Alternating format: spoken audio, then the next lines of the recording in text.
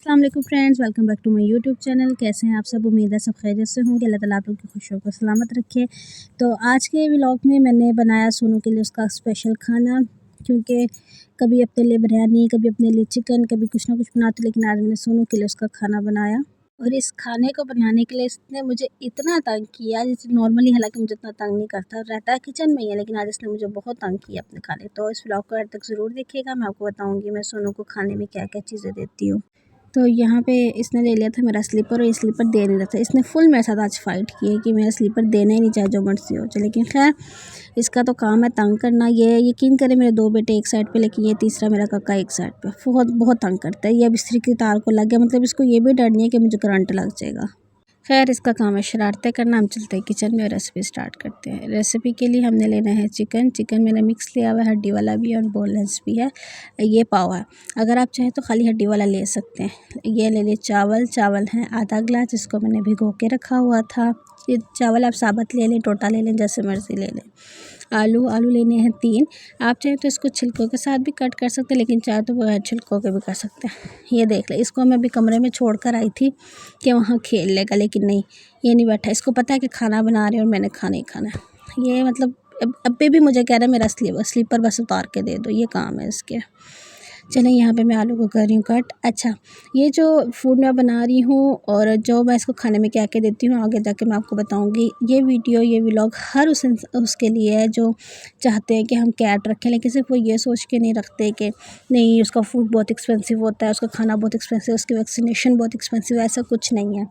मैंने शायद इससे पहले भी रखी हुई थी एक बिल्ली, और बल्कि वो तो बिल्ली थी, उसे तो बच्चे भी दिए थे, कभी 3-4 दफ़ा दिए थे, इसलिए मुझे तो पुराना एक्सपीरियंस है। तो आप लोग जिन्हें शौक़ है बिल्ली रखने का, वो ज़रूर ये फूड बना के घर में रखें और अपना शौक़ लाजमी पूरा रखें, क्योंकि यकीन करें बिल्ली एक बहुत खूबसूरत जानवर है, मतलब बहुत मज़ा आता है इसके साथ। खैर यहाँ मैंने ले लिया एक देचकी में डाले मैंने आलू के बाद जो चावल भिगोए हुए थे, उसको चावल का पानी निकाल के मैंने चावल भी ऐड कर लिए। चिकन चाहे तो आप इसी तरह डाल दें, चाहे तो आप उसको छोटे छोटे क्यूब्स में करके डाल दें। चिकन डालने के बाद इसमें 2.5 से 3 गिलास पानी आपने ऐड कर देना है, और फिर आपने इसको फुल फ्लेम पे रखना है। फ्लेम हल्का नहीं करना, फुल फ्लेम पे रखना है इसको। फुल फ्लेम पे बनने के बाद आपने इसका फ्लेम हल्का करना है। इसको ढक देना, ढक के इसको फुल फ्लेम पे छोड़ दें।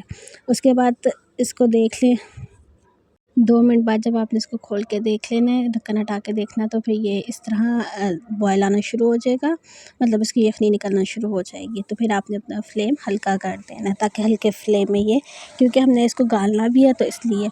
तो ये कम से कम 20 से 25 मिनट लाजमी लेगा बनने के लिए। उसके बाद मैंने जो हड्डी वाला गोश्त था उसको मैंने सेपरेट कर दिया, क्योंकि उसमें से जो हड्डियाँ थी वो अलहदा करनी थी, और जो चिकन था वो अलहदा करके वापस इसी के अंदर डालना था। ये एक साइड पे पक रहा था, उसको मैंने दोबारा ढक दिया। अच्छा, मुझसे ना शादी से पहले भी लोग पूछते थे, अब भी मुझसे 2-3 लोगों ने पूछा कि आपने बिल्ली रखी हुई है, जानमाज़ पे चढ़ती है, आपकी नमाज़ के आगे आती है, तो क्या आपकी नमाज़ नहीं ख़राब होती? तो ऐसा कुछ नहीं है, बिल्ली के आगे आने से नमाज़ ख़राब नहीं होती। हमारे नबी पाक सल्लल्लाहु अलैहि वसल्लम के दौर में भी बिल्लियाँ मस्जिद में अक्सर जाया करती थी, तो इससे नमाज़ ख़राब नहीं होती है, और बल्कि बिल्ली घर में बाइस बरकत की भी निशानी होती है। बिल्ली उसी घर में होती है जिस घर में बरकत होती है, वरना जिस घर में जिन्नात हों या इस तरह के कोई आसार हो, वहाँ बिल्ली भी नहीं रहती। मैंने उसको हड्डियाँ अलहदा करने के बाद मैंने वापस इसी में डाल दिया था, और फिर इसको हैंड ब्लेंडर से ब्लेंड कर लेना है। अब इसको आप लोग ने ग्राइंडर में ब्लेंड नहीं करना। ग्राइंडर में ब्लेंड करने से होगा आपका ग्राइंडर ख़राब हो जाएगा, क्योंकि ये गर्म होता है। या फिर आप इसको ठंडा करके फिर आप ग्राइंडर में इसको ग्राइंड करें, नहीं तो अगर हैंड ब्लेंडर है तो वो आपके लिए बेस्ट है, हैंड ब्लेंडर से ब्लेंड कर लें। अच्छा, यहाँ आपने इसको बिल्कुल सॉफ्ट करना है, ना बहुत ज़्यादा आपने गाढ़ा रखना है, और ना बहुत ज़्यादा पानी की तरह पतला करना है। जैसा खीर होती है ना, खीर मुलायम सी नरम सी, उस तरह का इसको रखना है। तो यहाँ पे मैंने इसको ब्लेंड कर लिया था, और यहाँ पे मेरे ब्लेंडर का हुक भी टूट गया था, जिस वजह से मेरा ब्लेंडर ही टूट गया था। अब उसके बाद मैंने यूज़ तो नहीं किया, देखें ये जुड़ता है कि नहीं जुड़ता। खैर ये देखिए मैंने खाना उसका हो गया है बिल्कुल रेडी, और वो मुझे कर रहा था तंग। पाँव में मुझे मुसलसल चक्कियाँ काटा, दूसरी तरफ मेरा बेटा मुझे तंग कर रहा था, और फिर मैंने उसको उठा के बाहर स्टैंड पर छोड़ कर आई, और बोतल के ऊपर मैंने उसको टेप लगा के दी कि ये खेल लेगा, लेकिन मजाल है, यकीन करें 2 मिनट नहीं खेला, उसने फ़ौरन नीचे जंप मार के किचन में पहुंच गया था। इसको इतनी खुशबू आ रही थी, सर में इसको लगी हुई थी भूख। सोचा किचन में बिरयानी बन रही है तो हमसे रह जाता है, तो इसके लिए भी तो बिरयानी ही थी वो, आलू और चिकन वाली।